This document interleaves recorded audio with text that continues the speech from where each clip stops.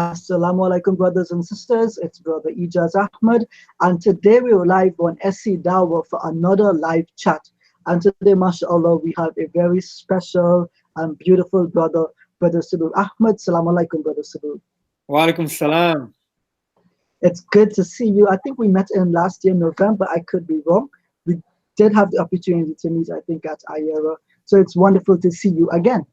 Yeah, that was the time that you actually held training in this very office. I think so. I remember that very distinctive bookshelf behind you. It's Yes, a wall just filled with books. So I'm a bit envious of you because you have a room that you can go into every day with just hundreds of books, you know. Now, Brother Sabu, we normally don't do this with guests, but I think today I would have to interrogate you just a little bit. I have to put you under a finer microscope, as some people would say. And the reason for that is there's a claim circulating about you. And normally we don't discuss personal statements or things relating to the person necessarily. But I think in your case, it needs to be addressed because it's quite a popular claim and a lot of people are making it about you. And that is, how do you have such an awesome beard? Can you give me some tips? Well, what I do is I wake up around 3 o'clock in the morning and I say to myself, grow, grow, grow. Come on, you can do it. So that's one part of it. Another part is miracle grow, plant growth. No, I'm just kidding. So I think my genes from my dad's side is to have really curly hair. Yeah. So if I don't cut my hair, especially my top hair, it actually just curls up and up and up. Oh, we have a bit of a freeze in there. Give us 1 second, brothers. Took me, I think in my mid-20s is when it started becoming really, really thick. But before that, it used to be, slim and stuff. MashaAllah. Now, Brother Sabu, you recently went to South America, I believe, right? So you were in my backyard, completely flew over my country, ignored me. I'm busy messaging Brother Sabu. Sabu, when are you coming to Trinidad? Sabu tells me, Trinidad what?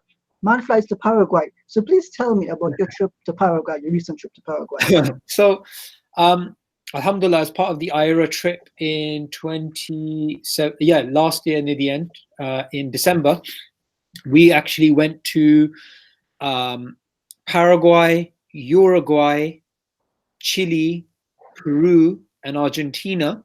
And a few months before that, in September, we went to Belize, Salvador, Guatemala, Panama, Costa Rica, Colombia, and Ecuador. And before that, we went to Brazil and Bolivia and Honduras and where else? Mexico. So Alhamdulillah, in the last year, it's something like 14 Latin American and Central American countries that we visited. And it is absolutely phenomenal. I mean, if I was to describe to you, actually, you're from that part of the world, so I'm not going to describe it to you. If I was to describe it to somebody, then I would say that, look, it is the forgotten continent. It is literally a forgotten continent in terms of Islam. And in terms of a continent, it is amazing for dawah because you got people who believe in God. You got people who they aren't Christian by choice, if you like. It's just a cultural Christianity. Atheism is like rare. People generally have a belief in God.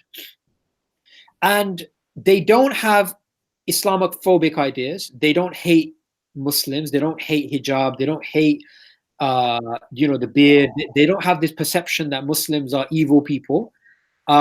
And they actually, as a people, Latin Americans, Central Americans, they're very pro-Arab. They're very Muslim. So it's a very, very good, conducive environment to convey the message of Islam. I 100% agree with you. In fact, just from the get-go, I've been to several South American countries, not just because I live in the region, but I've had the opportunity to visit a few of them. And they have a genuine love for Muslims. And they're very open to ideas about Islam. And you're correct in that they're not hostile about Islam. They would go and, if the learned product was halal, they wouldn't boycott it. They'll actually buy it. Yeah. So they don't have that culture of Islamophobia there. So alhamdulillah, I'm really happy to see that Ayera is doing such an amazing amount of work in Central and South America. Inshallah, you guys can continue to expand into the Caribbean where I'm at, and we would love to see you guys pushing the dawah here as well, inshallah. Now, Brother Sabu, I've heard an interesting story about you regarding a trip to Paraguay and a woman. Can you fill me? No, that sounds a bit suspect the way I've put it there. I do apologize for that. I can see that Sabu is busy messaging me. Don't say it like that. Brother Sabu, can you fill me in, please?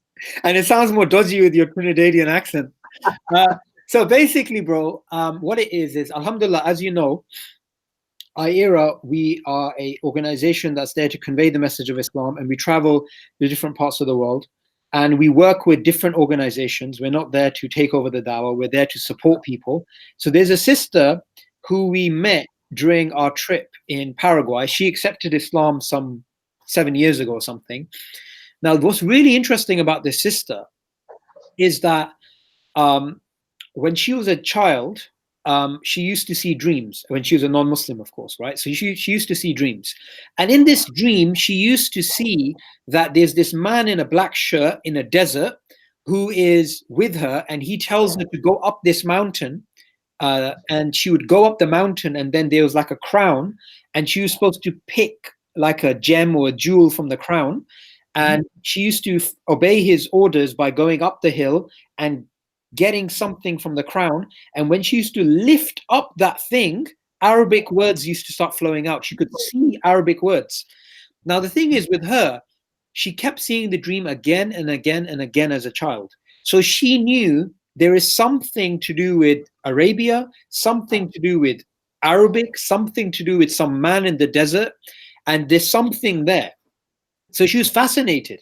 And what's really interesting is that she's part indigenous and part Spanish. So she's part indigenous Paraguayan and she's part Spanish. And the Paraguayan indigenous people, a very interesting fact about them is that they're monotheists. They actually believe in one God, and they take dreams very seriously as a people. And also about those people, that they have many beliefs which are very similar to Islam. So, for example, they believe that you should only worship God alone. They believe that you should do afkar, which is remembering God, and they even have prayer beads. And they believe that God is going to send another messenger to the world, a final messenger to the world. Interesting. Not a final one, a new messenger that's going to come in the world after whoever they believe in. So very amazing beliefs, which are very fitri, which are very natural. And she was, she was in Paraguay. She didn't know much about Islam. And then she met a brother from Jordan who was giving dawah in Paraguay. And this particular brother, he's an amazing brother, and he's traveled to Latin America and he does dawah there. Now, by that time in her life, she'd already been through a lot, because she was a nun at one point in her life, and she was a nun, but she didn't hold the beliefs that Christians do, right? Okay. But that was the only religion at the time. So, she just happened to be a nun. But she was kicked out of the church because she used to destroy the idols and the images, and she used to scratch them off, right? So she always had this very strong belief in Tawheed, and alhamdulillah, he met her, then she accepted Islam. And since accepting Islam, she goes around to indigenous people in Paraguay, indigenous people out in the jungle, where you see big cats, you see armadillos, you see all these wild animals. She's out there in those jungles. She stays with the indigenous people, and I've seen the pictures myself, and she conveys to them the message of Islam. And alhamdulillah, we've now hired her. She's now our outreach specialist out in Paraguay. And, stories like this, it just brings to the forefront, this is a forgotten continent, to the extent that there's a woman there who's never even heard of, or she doesn't know anything about Islam. And if you look at Africa, or you look at Asia, or you look at Europe, or you look at Australia, even if you as a person are non-Muslim, you're not Muslim, you either have a Muslim friend, or you know a Muslim, or you go to work with a Muslim, or whatever. But Latin America, bro, as you know, is a place where Islam is really alien. And it shouldn't be, because these people are really open to it, and it's really ripe. Yeah, it is, and that was a really beautiful story. So this individual now, she works with Ayera as an outreach specialist, and she's going into the jungle, the deep jungle, and she's given dawah. I wish I had that level of conviction. So I'm really happy to see that Ayera has invested in sincere individuals like this, much like yourself, mashallah. Now, brother, can you please give salam to the many people that have just joined us, and they're just happy to see you. Assalamu alaikum, people or brothers, sisters all across the world. I'm really happy that you've joined us on SCDawah, the most important Dawah channel online. And hopefully, if I plug it some more, I'll get a free SCDawah hat. I think this is limited edition, but I've just spoken to the admin of SCDawah, and he says if you come to Trinidad, you'll get my hat as a reward. So hopefully that's on the radar soon. But we do have a question for you. One from the audience, two from the audience actually, but I'll start with this one. One person wants to ask, so come in and how did you begin in Dawah? How did you get into the field of Dawah? What got you here? Okay, just give me a moment. I'm going to blow my nose because I still have a flu. So just no problem. Take your time, brother Sabu. So, brothers and sisters, this is your time to actually ask us and ask Brother Sabu questions about himself.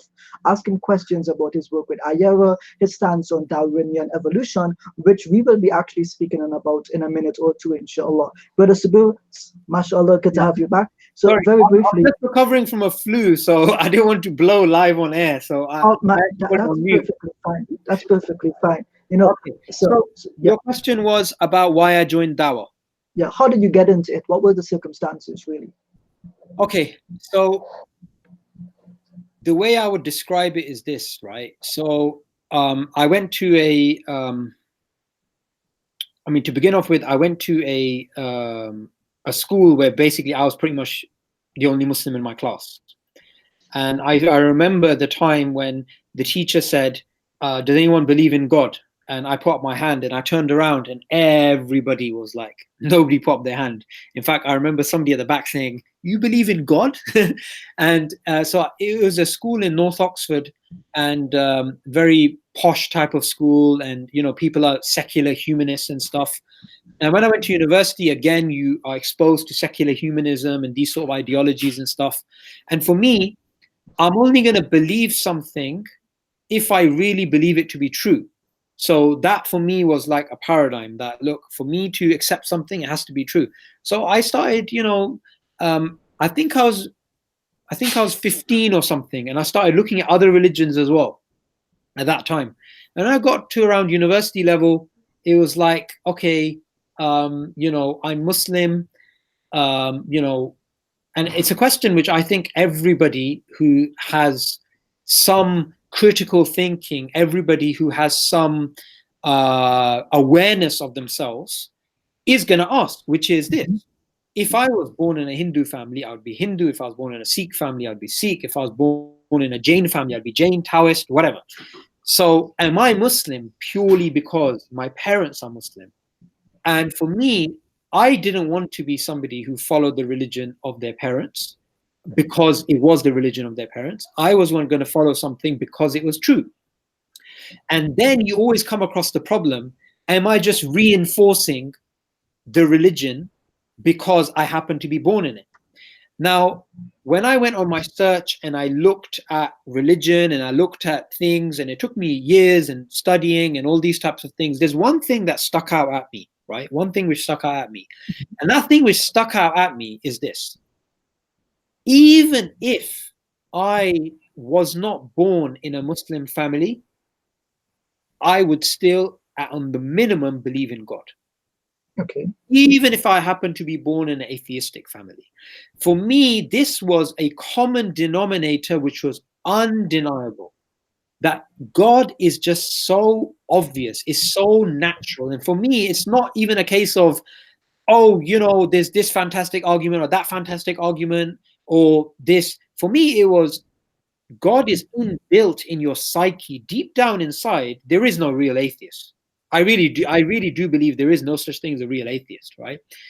And then when I started to practice the deen, then automatically, once you realize this is the truth, then you want to share the truth. It's as simple as that. You know something is true, So you got to share it with people. And I really, truly believe if you believe Islam is true and you don't share Islam, either you don't believe Islam to be true or you don't care about people. I can't think of any other possibility. So let me repeat that, right? If you truly believe Islam is true and you don't share it, either you don't really believe it's true, you have some doubts, or you don't care about other human beings. Because if you cared about other human beings, you'd automatically want to share.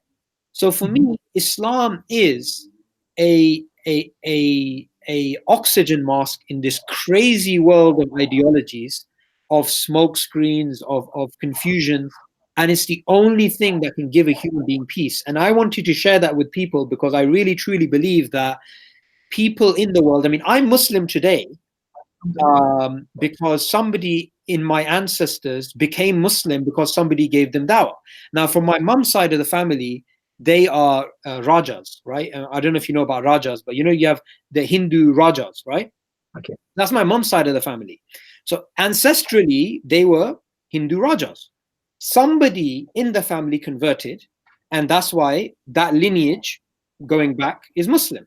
So I'm Muslim today because somebody gave dawah to my ancestors. Now, if I don't share that with other people, right? If I don't pass on the message, then I'm just being selfish. So for me, dawah is not a choice. Dawah is an obligation. And why wouldn't you want to share something that's true? So in a nutshell, that's how I'd explain why I give dawah. That's a really interesting background story.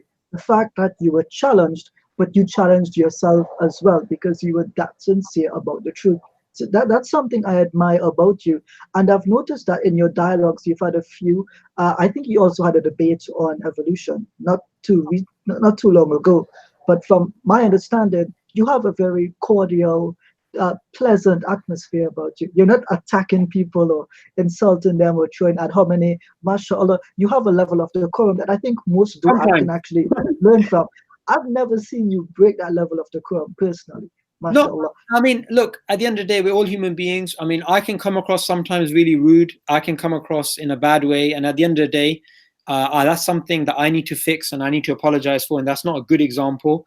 And, I've done that at Speaker's Corner. I've done that other places. But what I do try and do is own up to my mistakes. And secondly, what I do try and do and never undo is that you need to be objective about when you're speaking to people. So when somebody comes up with an argument against Islam or against atheism, I have an intention, which is I am never going to give them an emotional, irrational argument.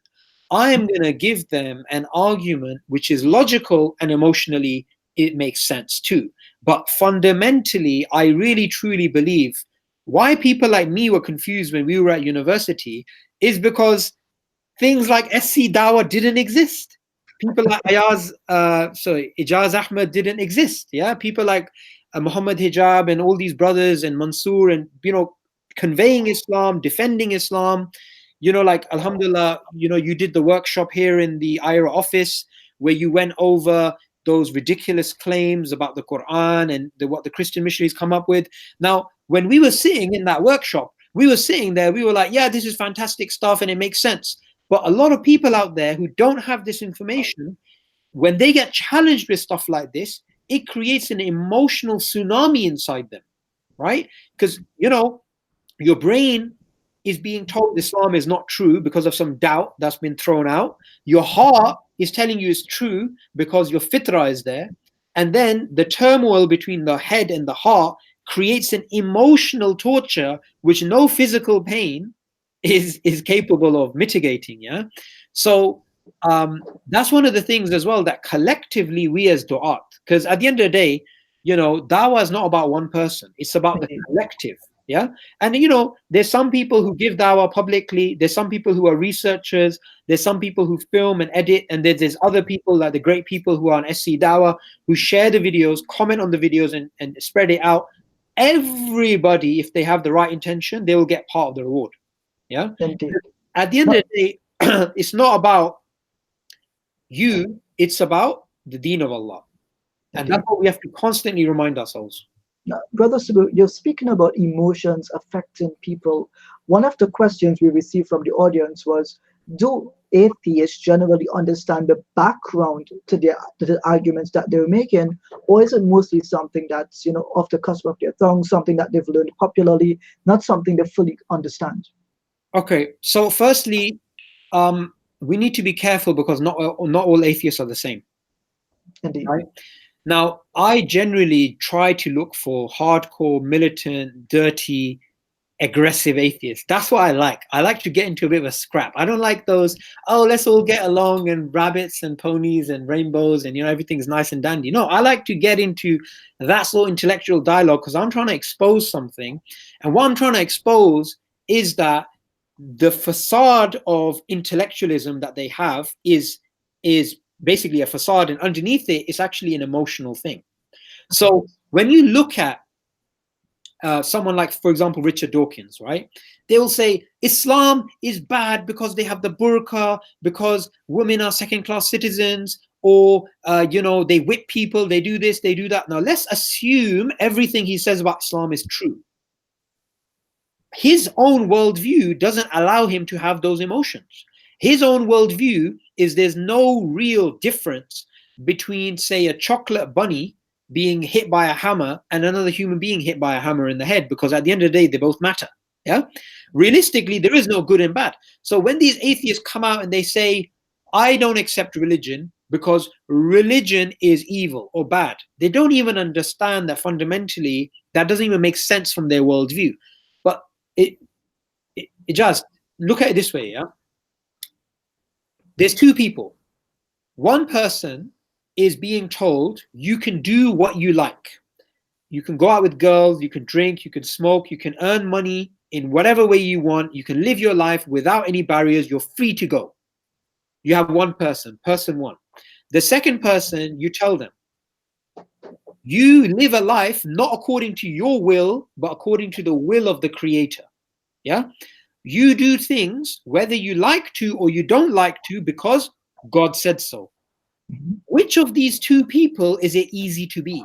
Person one or person two? Well, I'm going to answer. Hedonism is very easy. Hedonism, person number one, of course. So the thing is that if you want to live a life where you do what you want, the most obvious thing to do is to become an atheist.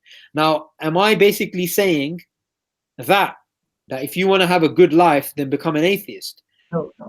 No, actually, I am, but let me explain what I mean.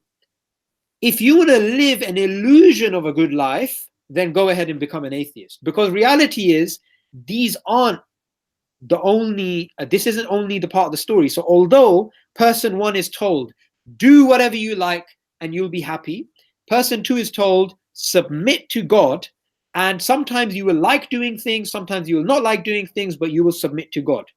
The reality is, the second person is actually the person who's going to have peace in this life and peace in the next life. And this person is just chasing an illusion, because once they do everything, then they realize their life is pretty empty. And I really love Jim Carrey, right? Jim Carrey is one of my favorite comedians. May Allah guide him. Say Ameen, yeah? May Allah guide him. Amazing guy. Liar, Liar, Truman Show, all that good stuff, right? Ace Ventura. This guy is a genius. He's recently moved away from the limelight and he's become like a philosopher, right? And he comes up with really deep statements. And one of his statements really hit me hard. It really hit me hard, bro. And he said, I wish everybody has what I have. And so that they know this is not the answer. Fame is not the answer. Money is not the answer. Basically. It's not the answer. And what does he have? He has women, he has popularity, he has wealth, he has he never needs to work a day in his life. There's nothing that Jim Carrey has which another celebrity doesn't have, right? To a lesser or more extent. Yet there's a guy saying to you, whatever, I had it all. And remember, Jim Carrey was famous from his, what's that? Wayne's World or whatever. Not Wayne's World, Dumb and Dumber, right? Yeah. He's been famous since ever, right? He's been famous like since he was pretty much in his 20s, right? Early 20s. So the fact is that and how does this relate to atheism? Atheism is attractive because it gives you the illusion that you're going to be happy. So if you have a worldview which is telling you to do what you like, submit to your desires, another worldview which is telling you to submit to God, not to submit to your desires, what you're going to do is you're going to decide, I'm going to follow the left path, I'm going to follow the path of making myself happy, and I don't want to feel guilty, so I'm not going to say I'm sinning, I'm going to say God doesn't exist, right? Mm-hmm. So if you want to follow a Darwinian worldview, a worldview of do what you want to survive and reproduce and just think about yourself or whatever, right? The most crystal clear path is the atheistic path. But if you want to follow something in which you don't submit to your desires, you follow your mind, you also follow your fitrah, then you will automatically realize there's no better person who knows what's good for you than the one who created you. Right? I completely agree with you. But there was a video I saw with you recently, where you were trying to discuss the difference between academic evolution, and the beliefs of humanism that go along with it. And what stood out to me, I was very happy to see this. You actually brought up Thomas Huxley, and why I'm happy with that is his grandson. I'm not sure if you're familiar with him. Aldous Huxley has a very beautiful book called Brave New World. I'm Yep. not sure if you read it, but most likely have because you're from England, yeah. But in that book, he basically tries to, but he gives you two different types of society. A society where people can have intimate relations as much as they want. Yep. They don't have to believe in a god. They have to believe in a hierarchy set for them by the Yep. state. They have to, and even take drugs to be happy all of the time. Yep. But at the end of the day, he argues at the end of the book that we must be free from the idea that we must be happy all of the time, that we must submit to our desires all of the time. And I found that interesting because his grandfather was basically Darwin's bulldog, basically, yeah. So the irony of that just stood out to me. So can you please run through the idea that there's a difference between science as it pertains to evolution and an ideology or humanism that goes along with it? Yeah, so that's a really good question, and I'm glad you raised it. So what I want to begin off with is this, right? If you guys want to watch the biology, why evolution is not a fact, the limits of science and all these types of things, right? All of those things you can actually get on the other videos in SCDawah where, myself or other people are talking about it. So I don't want to cover that today. What I want to cover today is the special stuff. And the special stuff is, why is there such a difference between the academic understanding and the public understanding? And I brought up Julian Huxley for a reason, right? Julian Huxley, as you described, he is related to Henry Huxley, T.H. Huxley, Darwin's bulldog. He's his grandson. Now, Julian Huxley is a very important figure because he was an atheist philosopher and an evolutionary biologist and a hardcore empiricist, right? Now, he believed that there was a religion without revelation. There was a religion without revelation. And that religion without revelation, he believed, was evolutionary humanism, right? He believed in a religion called evolutionary humanism. And he was explicit about this, right? Now, just behind me, and it's good we did it here, there's a bookshelf, and I want to show two of his books, right? It's a very small book. This book actually goes back to the 1920s, right? And it's called Religion Without Revelation, Julian Huxley, right? So in this book, he basically argues that there is a new religion which can replace conventional religions, which is the religion of evolutionary humanism. And here's another one of his books. This one, it doesn't really, I think I lost the, well, I got it without the cover, but this is called New Bottles for New Wine. And in this book, this is 30 years later, 1950s. He talks about evolutionary humanism being the dominant religion and superseding all the traditional religions like Christianity, Islam, and so on and so forth. Now, he believed it was his job and the job of academics to get people to disbelieve in God, to get people to believe in science, and get people to subscribe to Darwinism and subscribe not to God laws, not to divine laws, but to the laws of what man comes up with, humanism, essentially, right? Now, this guy wasn't a random biologist working away in his mom's basement. He was an influential evolutionary biologist, one of the most prominent ones of the 20th century, and he was the first president of UNESCO, the United Nations Educational, Scientific, and Cultural Organization. The founding president of UNESCO, and UNESCO has a direct influence on the education system of the entire world. And here's a guy who's being very clear in his books that his agenda is to get people to disbelieve in God, to believe in humanism, and to move away from traditional religion. And we are the products today of the things that he was working on decades ago, right? The fact is that Darwin's theory is not just not a scientific theory. Apart from being a valid scientific theory, it is also a system. It is also a religion. Now, someone may automatically say, hang on a second, how can you call this a religion? It's not a religion, it's science. The fact is this: the science is there. No one's denying that there is a science there. But there's something which goes way beyond the science, and that is an ideology.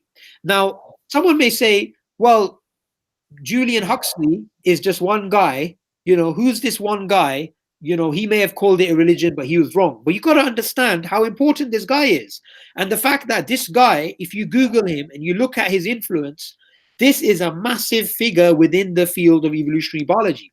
Now, what's interesting is this: he believes in Darwin's theory. There are other evolutionary biologists who challenge Darwinian evolution, and they also call it a religion. For example, Lynn Margulis, who's used to be known as Lynn Sagan, the wife of the famous Carl Sagan, right?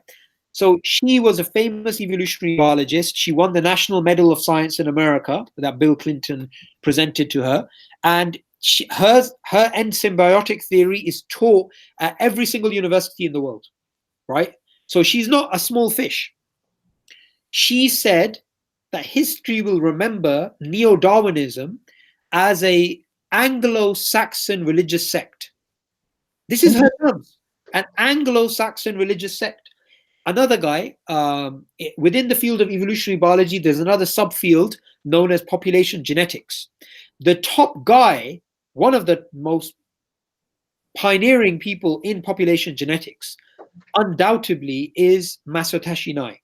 Masayoshi Nye is a famous, again, mainstream secular evolutionary biologist from Japan. He calls Darwin's theory a religion, a dogma, and he says, and he doesn't believe in Darwinian evolution. He has his alternative, another alternative in evolution. And he says that Darwin is a god in evolutionary biology. You cannot challenge him, right? Now, another historian, and this is very important, another historian, his name is Michael Ruse. He is a philosopher, but also a historian of Darwinism. He is considered the leading authority in the history of Darwinian thought, the leading authority, right? His books are published by universities all across the world. He published a book a few years ago called Darwinism as Religion. So it's there in the title, Darwinism as Religion. And he makes a distinction. He says, you have a valid science of Darwinism. No one's denying that. However, there's a meta level in which it goes way beyond the science, in which it's an ideology. And that ideology, he believes, is there from the very beginning. And that's what he argues in his book. And his book is not some small book published by Creation Ministries or something, right? It's published by, again, Oxford University. It's a mainstream text. Now, what's very interesting about this whole dilemma that we have, that it's not just a scientific theory, it's also an ideology, is someone's going to turn around and say, why? Why is it an ideology? And the reason why it's an ideology is because it's an atheist Genesis story. It's a materialistic creation account. It is, in the words of Richard Dawkins, something which allowed atheists to be intellectually satisfied. So it's not just a scientific theory, and this is very important to understand, because sometimes it looks like it's the Muslims versus the scientists. It's not. It's actually the scientific world has been misrepresented, one. Two, the science has changed has morphed, has evolved from being a purely scientific research program into a metaphysical, philosophical research program in which Darwinism is axiomatically true. It's not proven. It's axiomatically true. It's true by default. Hence why when atheist academics challenge Darwinism, and they're atheists, bro, they're not like, they don't believe in God. When they challenge Darwin's theory, they are called secular creationists. That is a really strange thing. Now, I don't mean to cut you off, but we have so many people coming into the chat and they're so invested in what you're saying. Some of them are asking a bunch of different questions. So we're going to stick a pin in that point and come back to it. But I just want to get some of the guys in the chat to hear more about what you have to say. Now, one of the questions that we got was, you've been to Speaker's Corner quite a number of times. The people on this channel have viewed those debates, and it's a question they've asked to almost every other person that has appeared on this program, which is, what was your funniest moment at Speaker's Corner? Something that you look back at and say, man, that was just hilarious.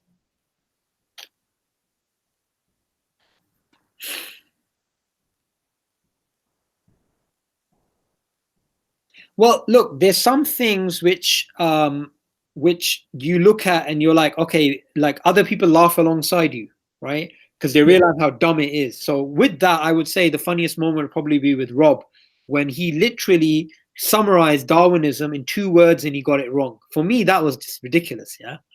But I think the funniest moment in terms of what most people may not have understood, because you need a little bit of background knowledge, but it's like the biggest blunder you can make is when I was debating Phil a few weeks ago in Speaker's Corner, and he tried to claim that methodological naturalism is not the way that science works, or you can have non-naturalistic understandings, so, you know, something like this.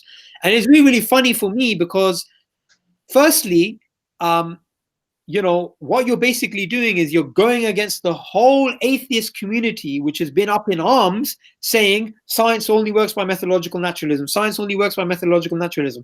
And then to make matters worse, after the debate, he made a response to the debate with Aaron Ra on his channel. Okay. And what I found really funny is that both of them are talking about, because Aaron Ra debated me in 2016 and Phil debated me a few weeks ago. Both of them are talking about, oh yes, Wood doesn't know what he's talking about, he's an idiot, whatever, yeah? But the funny thing is that Aaron Ra in the debate was adamant that methodological naturalism is the way that science works. And this guy in the debate is telling me, actually, no, you don't always have to have that, right? They're not even on the same page. So, you know, I want more people, inshallah, to be educated when it comes to evolutionary biology, Darwinism as an ideology, so that they can laugh alongside these nuances. Because, you know, a lot of people, because they don't have the background knowledge, they don't realize how ridiculous some of these statements really are. I mean, I don't know if you remember, but well, okay, here's another analogy for you, right? You know, when you trap a Christian in terms of you're trying to give them, dawah, and you're speaking about the Trinity and stuff like this, right? And then you have the likes of William Lane Craig talking about the Trinity can be described by those three-headed dogs. Dogs. Bro, that's it. You're like, finish, halas, that's it. Give me a cigar. I mean, a halal cigar, yeah? You're like, it's over, yeah? This is it. The problem with debating atheists at the moment, especially when it comes to Darwinism, because not everybody knows what's fully going on in the debate, they don't understand how ridiculous some of the comments are. Well, as you were giving that story about your debate in the park and the person making that ridiculous claim about naturalism, people in the comment section were giving that story about Rob before you. They were like, I know the answer, and they're jumping on it. So these people are invested in that debate. They listen to it and they loved it. MashaAllah. It's all from Allah. Look, at the end of the day, we should always remember that we're tools in the path of Allah, and that we as du'at, we as the Muslim community, we are only there to take care of each other. Because at the end of the day, you know, as an example, I love Mansoor. For me, Mansoor is one of my favorite speakers, right? And, you know, one of the first people I saw at the park. However, no one would know about Mansoor and his arguments for Islam and all the great stuff that he does unless there were people that were filming him, editing it, uploading it, supporting the brothers doing these types of works. And we got to think, you know, sometimes when you get loads of comments saying, mashallah, you did this good, and mashallah, you did that good. Look, at the end of the day, the rewards with Allah, but we should always remember that it's not about that person. There is a whole industry of people behind. In fact, look, on my phone, right, I have a group here called Darwinism 3.0, right? Now, on here, I have people from Russia, from America, from all over the UK. I have people with from Egypt, people with backgrounds in biochemistry, in philosophy, in history, in everything you can imagine. Yeah, some of them are self-taught, some of them are like they got PhDs and stuff, right? Or they're on their PhDs. Now, these people have been instrumental in helping me out. I mean, even to the point when I was debating Aaron Ra in the morning when I was in Texas, when I was in the hotel room, there was a brother from Manchester who was helping me out. He's like, you know, do this, do this, do this. No one knows about these people. And no one knows that these people's hard work is the reason why I can convey what I can convey. And I don't want to give myself credit for it, right? Because at the end of the day, if it wasn't for these guys, and it wasn't for the other people who help out, you know, I couldn't have done much. So we should always remember the whole composite of people. Well, see, that's something I also love about you. It's not a one-man show. You try to get the message to the younger people now. Just to revisit a point you said earlier, when Brother Sabu mentioned halal cigars, he actually meant water. Just so we're clear for all the younger viewers, he absolutely meant water. But you know, that's brilliant what you've just said, because if it wasn't for people like Mansoor or for the people at SCDawah giving me the opportunity and giving us the opportunity to have conversations like this, the vast majority of Muslims would not have the answers that they're seeking. They would not have the ability to get the solutions that they're looking for. Absolutely. So subhanAllah, I'm just happy that you recognize that. And that's why I'm so happy with the work that IRA is also doing. MashaAllah. Brother Sabu, you are a gem. Now, just briefly, we've only got 15 minutes left. This hour has flown by and the questions aren't stopping. And so, brothers and sisters in the comments, give your salam to Brother Sabu. We'll get him to do a shout out to a couple of salams in a short few minutes. But what I also want you to remember is that you can ask him your questions. Now is the time to interrogate him. We're going to put this guy under a microscope and get the answers you want out of him. Now, there is a question that has been asked about 2 or 3 times, and I'll get to that question in a minute. But brothers and sisters, I also want to remind you, like this video, subscribe to this video, join us. Don't run away. Invite your friends to the link. Let them come and ask Brother Sabu his questions. And next week as well, we'll be having another episode. Now, Brother Sabu, a question that we received was, what's your response to the question, how did the Greeks know about most of the things that the Quran mentions? So the argument that they're trying to make, I assume it's from a non-Muslim. The argument seems to be that the Quran merely copies some of the things that the Greeks say about the natural world. Yeah, I mean, this is such an old recycled argument. What I would do is, because I specialize in evolution, I don't get into that Greek history side of stuff. There's actually a really, not only one, there's a few videos done by Mansoor and others on this type of nonsensical argument. So I would just say refer to those videos. I think they're on SCDawah, and actually this argument's been debunked even before SCDawah channel was here. So I mean, absolutely. Yeah. Mashallah, we have SCDawah to watch these videos. Now, I hope the videos are on SCDawah, because if they're not, that's going to be a problem. But and you know, the other thing Ijaz, I wanted to say was that, you know, just like there's oxygen, right, for us as Muslims, intellectual oxygen exists online. There are amazing brothers who write amazing blogs, and they never pop their pictures or videos. You know, have no idea who they are. And almost all of these things, you know, the Quran says the sun set in murky water. The Quran says Alexander was there. All of this stuff has been ripped to shreds, right? So a lot of it has not been come out in video form, but it's all there. So stuff like that you can find. You do have a couple of videos of yourself online. Is there any particular channel other than SCDawah? Sorry, is there any particular video that you might want to push people towards watching that you've done recently? Anything in specific that you've done a lecture on? Yeah. What I would push is that I recently had a debate in Australia with James Fodor, and he is a atheist. He's a research assistant in structural biology or something at Melbourne University. Basically, structural biology, philosophy. He's got really good, nice background. And so we had a debate on the topic of, is Darwinian evolution a fact? Mm-hmm. Alhamdulillah, I brought out one of the things which I wanted to bring out in the debate and tried to press it on him. And he's a really nice guy, may Allah guide him. And the thing is that in that debate, I brought up the topic that it's not just science. There's actually a philosophy behind it.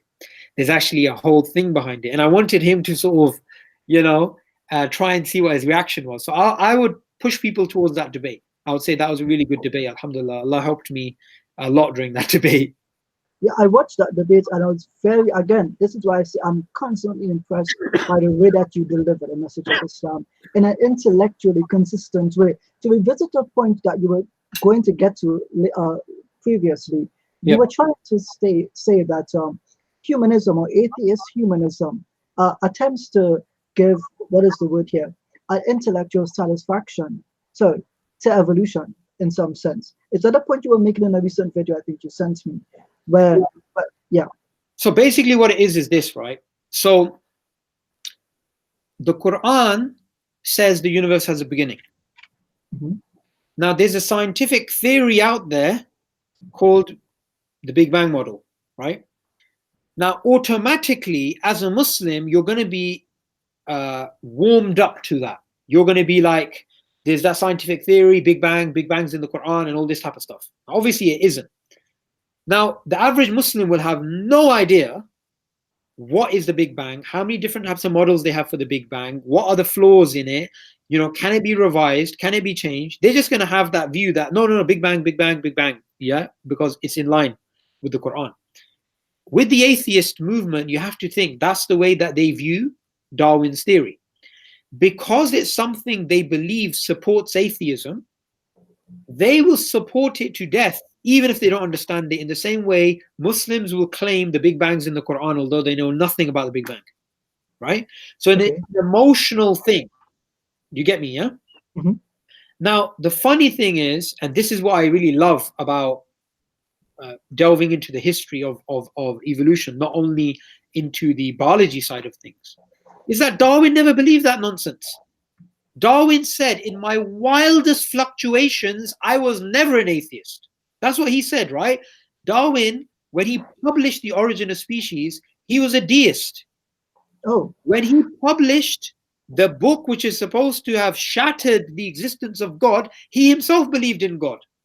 In fact, he said, I find it absurd that somebody claims that you can't believe in God and believe in his theory. He found that absurd.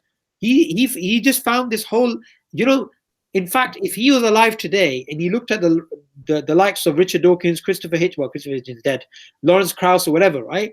He'd be like, you don't represent me. This is the thing, Ijaz, right? And I want to end upon this.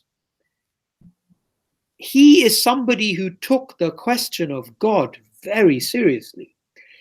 He became agnostic later on in life. For him, the problem of evil, his daughter died when she was young, his son died when the son was 2 years old. He went through all this turmoil, he had health issues, yet he was continuously looking for questions. He had questions about qadr, he had questions about problem of evil, he had questions about, design, he had all these types of things.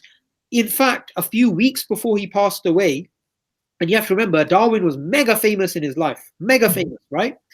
A few weeks before he passed away, there was some random professor in some university who published a book, and that professor was Christian, and he was describing God and something to do with physics or chemistry or whatever. Darwin wrote him a personal letter and asked him something about God. And this guy, who's just some professor, he's like, I got a letter from Darwin. Darwin was reading books and articles and things about God all the way to the end of his life because he was searching for the truth, right? Now, I really, truly believe that that type of behavior that Darwin had is a million times more respectable than these ridiculous atheists who say, "Oh, belief in God, it's like a spaghetti monster in it. It's like fairies in it." It's like that is so chav. That is so low level. You cannot. I mean, Darwin is way above that. Darwin's like the question of God's important. The question of God is something serious. It's something that kept him awake. Yeah, and then you get these fools who go around saying, "Oh, question of God is so childish." Darwin didn't think it was childish. Darwin took it very seriously. And that's also a very powerful historical point we can bring up. We can say there is nothing in this theory, even if it was true, that disproves the existence of God. And that totally shatters their worldview. It's like somebody coming up to a Muslim and proving to them that the Prophet ﷺ didn't exist. That's the end of Islam. Khalas. The Prophet ﷺ is the proof of Islam. If the Prophet ﷺ didn't exist, khalas, finished. Yeah? So if we show, not if human chimpanzee ancestry is true or not, who cares? Not if we show science is fallible or not. If we simply show, even if it's bloody true, it does not disprove the existence of God, that means what? That means the central argument of the God delusion is finished. That means the central narrative of new atheism is finished. And that's all you need. You need that one punch knockout, right? And that's the end of the atheist movement. And that's what we got to do. We as Muslims, we got to be proud of being Muslims. We got to equip ourselves with all of the knowledge that we need from an Islamic perspective first. Because I think anybody, and I think this is happening too much now, where people are rushing into the dawah without knowing the basics. You got to know what Islam is first, right? You got to build your foundation on that. And then when you go out there and you speak to people, you got to keep in mind what Sheikh Ahmed Didat, may Allah have mercy on him, used to say. He used to say, Allah has sent this deen so that this deen prevails over the other deens. And that's what we're doing in an intellectual capacity, inshallah. We're showing, bring your feminism, bring your atheism, bring your Taoism, bring your Sikhism, bring your Christianity, bring your Lady Gaga, bring whatever. Islam will conquer it all. Why? Because Islam is the truth and it's the religion of fitrah. And if Islamic economics is not going to get you, if the Tawheed side of things is not going to get you, if the prophecy side of things is not going to get you, something else in Islam is going to attract you, because this is a religion upon which Allah created humanity. I absolutely agree with you. Now, we do have 5 minutes left, but there was something you mentioned that I just want to revisit because it reminds me of something, yeah? Now, just going back, I mentioned earlier that Aldous Huxley is one of my favorite authors, right? Now, he has a book he wrote just before he died called Island. And if you don't know much about Aldous Huxley, he didn't like religion that much. He was very much influenced by his family, right? At least in the way that he was brought up to think about religion. And he wrote many negative things about Islam. And so when people hear me say that I like him, they're confused. How can you like someone that hates Muslims, right? Because he actually has an argument against Islam, saying all Muslims do just repeat the same thing over and over again in their prayers. That doesn't seem like they truly understand God. Yep. But in his book Island, right before he died, it's a man who washes up on a shore about a mysterious island, and there's a bird that flies around, and it's a talking bird, and the man on the shore is confused. This bird talks. What's going on here? And the bird is warning people to remember time and how man is lost by it. And I could be mistaken, but I think there's a ayah in the Quran, verily by time man is lost. So subhanAllah, the fitrah of Islam is just something that's it's ingrained. It's literally ingrained. It has to be. It's the fitrah. But it goes to show you, no matter how much they rail against faith and religion, they still end up qualifying what we believe in ways that we wouldn't have never conceived, So, subhanAllah, we do have 4 minutes left. So if I can just throw a couple of quick questions at you to wrap up the session, inshallah, because people are piling in. It never stops, and that's a good thing. When people are asking you questions, mashallah, it means that they want to learn from you. Comment so that Naveed gives me a free hat. I hope so. I hope so. See, the funny thing is, bombard the comments. I want a free hat. People have been asking me, Brother Ijaz, do you not have another hat and another t-shirt? Because every single Dawah.Live.Chat we do, it's the exact same thing. And it's not my fault. It's the guy at SCDawah. He just does not supply the merch. You know what I mean? Come on, man. Oh, come on. We got to scold them. So do me a favor. The next time you're at the park, take his hat off of him, you know? That's the only way you can get a free one. Remember? His wallet, don't worry, I'll take it over. The camera, you know, yeah, I heard he has an entire room. Yeah, I heard it's so expensive, his camera, yeah. Yeah, you can actually get a couple of books for, you know, one camera. So you might get to build a second library off of it, you know. No, a question that was just asked is, please suggest how can I study and have a foundation to keep going? Any resources or books that can teach me how to study in a proper way? So what I would say is that, look, life is sometimes like a maze. So it's like you're walking in a maze, you walk around, and then you come back to the same point.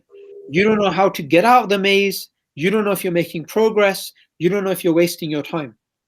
So what you need is you need guidance. You need a sign which says, go straight, turn left, turn right, go left, go here, and then you're out. 5, 6 moves and you're out of the maze, or else you're going around the maze for hours and months and days and weeks, and it's just not ending. That's the way I see the dawah. There's so much information, there's so many things. You're like, oh my God, where do I start? Here's where you start. You first off start with dua. You ask yourself, you ask Allah, use me for your religion. Use me to elevate your religion. Then the next step is you start reading the Quran. Now people, they see it as a cliche. Oh, read the Quran. No. What I mean by reading the Quran is not sit there and read from Baqarah to Surah Nas. I'm not saying that. I'm saying the Quran is your way out of that maze. Throughout your day, throughout your life, have the Quran as your base. You will see what you're worried about, what you're thinking about when you open the Quran on that day, it's related to what you were thinking, right? And the Quran helps you through that maze. Now, once that is clear, that your foundation is that you have the Quran, you understand what Islam says about Allah, about why Islam is true, then Allah will direct you in a way that you are going to be used for His deen. Because if I was to say to you, okay, what you do is you first read this book and that book and that book, that's useless advice, because there's like thousands of people here. This advice may only apply to one person. Indeed. The fact is this, you need to ask Allah, what should I study? What shall I do? And the thing is, look, dua is ibadah. Dua is ibadah. It's the, you know, and this is the beautiful thing about Islam, yeah? Allah is angry when people don't ask Him for dua, when people don't ask for something. Other people, human beings, they get angry when you ask them. But Allah is the opposite. He wants you to ask. Yeah. So me in my life, what helped me a lot was having this connection with Allah and understanding. Because look, with Darwin's theory and challenging it and doing this, I never thought I'd be doing this 10 years ago, 15 years ago. But this, I believe, is a direct result of Allah's mercy. Allah showing me, okay, you've done this, now head towards this. Yeah. But another piece of advice which I found, which was very, very powerful, was we were in a meeting once, and Abdul Rahim Green was there, the chairman of our era, and somebody asked him, some young guy who's very passionate about the dawah, he wants to learn, you know, he asked this exact question. He said, you know, what book shall I get? You know, what should I read? Should I read something on philosophy, science? You know, that sort of question. I'm adding spice to it, but you know, you could tell his question was, which philosophy book, which science book, which book shall I read? Abdul Rahim said to him, read the Quran. And once you read it, start again. And do you know what, bro? I'm being honest with you. When you have a connection with Allah, Allah will show you what you need to do. You will see it. And it's very, very important that when you are doing this, you always keep in mind, we're not gaining knowledge to become popular. We're not gaining knowledge to put other people down. We're gaining knowledge because we want to make Islam prevail. And when you do that, Allah will give you the ideas. Allah will give, for example, you will be thinking everybody in the Dawah is talking about Darwin's theory, Christianity, racism, or they're talking about this. Why is nobody specializing in prophecies of the Prophet ﷺ? Okay, that's what I'm going to specialize in. Why is nobody talking about Islamic economics and how it's amazing a man in the desert can come up with things which are relevant in the 21st century and can give ideas which are coherent in a whole field? Okay, why is no one talking about the socialistic aspect of Islam, right? And then what will start to happen is that you will start to specialize in an area and you will excel. As an example, Brother Ijaz Ahmed, he specializes in the Quran and how to show the textual integrity of the Quran. Now, for me, I don't have time to do that. But that is something which I benefit from because he made a niche and then he dived deep into it. And one of the pieces of advice of ours to give any is that don't reinvent the wheel. If someone's doing something, then don't reinvent the wheel. Take them as it is. So, for example, Muhammad Hijab is very, very good with liberalism. Okay, leave that there, right? Focus on something that you can dive deep into and benefit the ummah, and never ever underestimate the value of writing, right? Writing blogs, writing posts, doing these types of things. Because at the end of the day, what's the battery life of a book? Permanent. Allegedly. What's the battery life of this piece of junk? Well, your phone, I think, is only 1 minute. But no, Brother Sabu, thank you so much for coming on SCDawah, giving your beautiful advice. May Allah reward you. And please, I'm begging you, come back on the show again. We want to have you a second time. We're going to do a deep dive on more evolutionary stuff, on more humanism stuff. We need you, bro. So may Allah reward you. So I'm just going to wrap up, inshallah. Brother Sabu, may Allah reward you for coming on the channel. Brothers and sisters, stay tuned for the next episode next week, inshallah. And we will have more episodes in the near future. Assalamu alaikum, everyone. Bye-bye.